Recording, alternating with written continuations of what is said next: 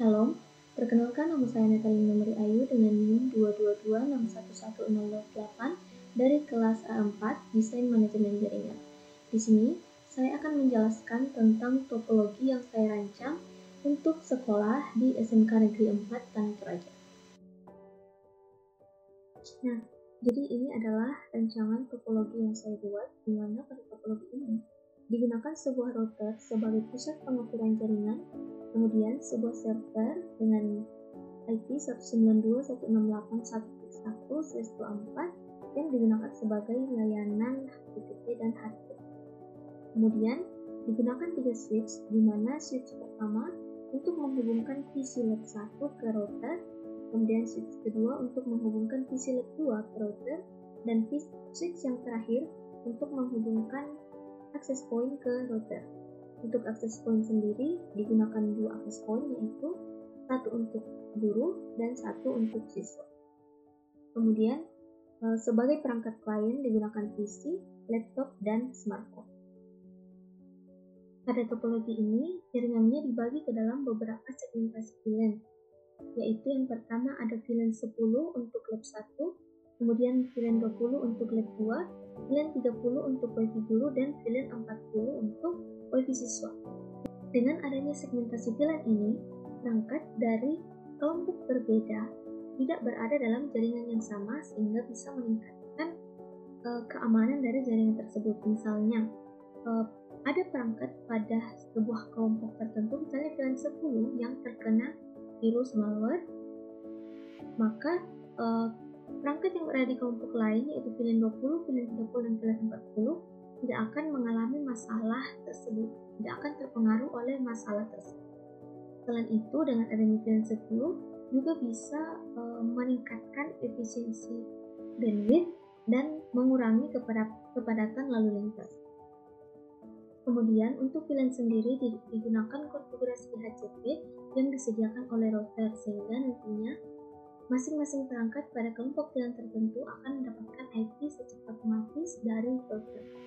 Untuk VLAN 10, default gateway-nya adalah 192.168.10.1, kemudian VLAN 20 default gateway-nya 192.168.20.1, kemudian VLAN 30 192.168.30.1, dan VLAN 40 192.168.40.1.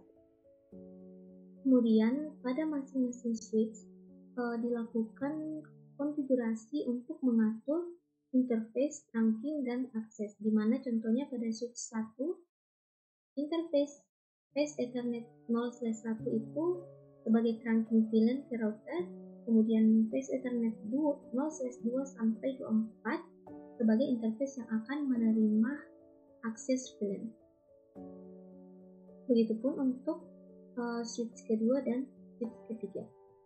Kemudian pada topologi ini digunakan beberapa kebijakan keamanan, yaitu yang pertama, VLAN 10 atau lab 1 dan VLAN 20 atau lab 2 tidak bisa mengakses layanan HTTP. Hal ini bertujuan agar pada saat mahasiswa masuk ke lab untuk belajar, mereka bisa fokus belajar tanpa bisa melakukan browsing secara sembarangan. Untuk blokir layanan HTTP digunakan konfigurasi ACL di router. Kemudian, kebijakan kedua adalah VLAN 30 yaitu WiFi guru dan VLAN 40 yaitu WiFi siswa tidak bisa melakukan ping ke VLAN 10 dan VLAN 20. Hal ini dilakukan dan untuk mencegah terjadinya tindakan seperti misalnya pengguna WiFi melakukan spam jaringan terhadap perangkat di lab komputer. Untuk pemblokirannya, yang diblokir adalah port ICMP dari VLAN 10 dan VLAN 40 ke VLAN 10 dan VLAN 20. Jadi, VLAN 10 tetap bisa melakukan ping ke VLAN 30 dan VLAN 40, begitupun VLAN 20. Nah, hasil dari konfigurasi ini adalah semua perangkat klien bisa mendapatkan IP dynamic sesuai dengan segmentasi VLAN masing-masing. Contohnya di lab 1, yang default gateway-nya adalah 192.168.10.1. Dynamic IP yang didapat oleh perangkat kliennya adalah 192.168.10.4. Begitupun untuk VLAN 20 di lab 2 yang default gateway-nya 92.168.20.1, di dynamic IP-nya adalah 20.13. Begitupun di WiFi guru dan WiFi siswa, tentunya di VLAN 40 yang gateway-nya 40.1 mendapatkan dynamic IP address yaitu 40.9. Nah, kemudian tadi dikatakan bahwa VLAN 10 dan VLAN 20 tidak bisa mengakses HTTP.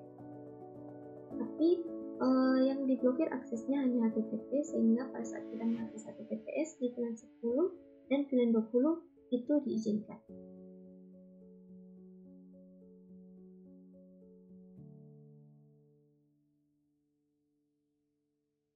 Misalnya di sini kita mengakses HTTP, untuk IP-nya kita menggunakan IP server 192.168.1.1.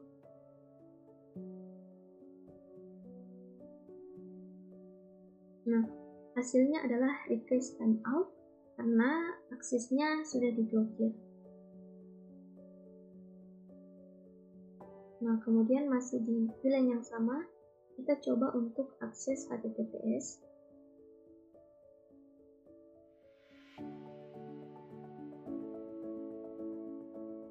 Alamatnya tetap sama, itu IP server.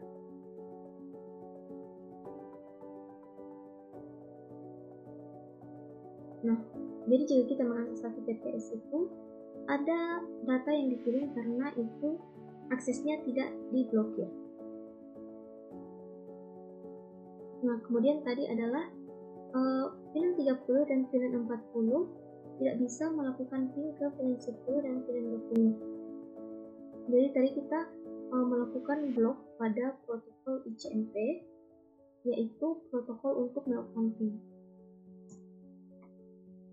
Nah, untuk VLAN 10 misalnya 10.1. Nah, hasilnya adalah reply from destination host unreachable, artinya tidak ada jalan yang ditemukan menuju alamat tersebut karena akses jalannya sudah kita blokir. Nah, sekarang dari VLAN 30 kita coba untuk melakukan ping ke VLAN 20.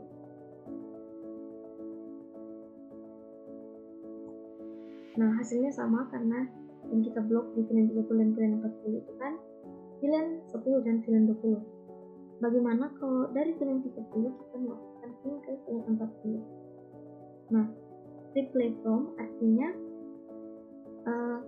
kita melakukan ping ke VLAN 40 dan VLAN 40 merespon dan menerima semua data yang dikirimkan karena akses pingnya tidak diblokir. Nah, tapi VLAN 10 dan VLAN 20 tetap bisa melakukan ping ke VLAN 30 dan VLAN 40.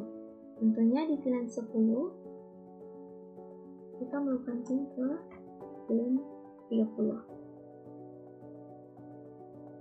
Nah, hasilnya reply from, maksudnya kita melakukan ping ke VLAN 30 dan VLAN 30 membalas dan menerima semua data yang dikirimkan, yaitu ada 4 data yang dikirim dan keempat data tersebut diterima.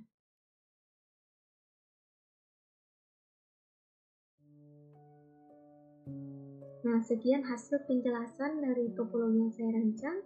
Apabila ada kesalahan dan kekurangan, mohon dimaklumi dan dimaafkan. Terima kasih.